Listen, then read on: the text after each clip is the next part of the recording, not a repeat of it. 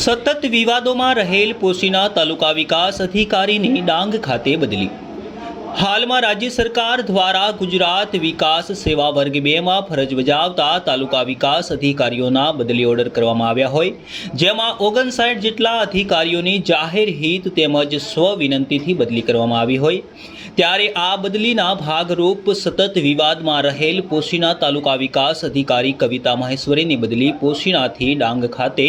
મદદનીશ પ્રાયોજના અધિકારી વહીવટ જિલ્લા ગ્રામ વિકાસ એજન્સી ડાંગ જિલ્લામાં કરવામાં આવેલ।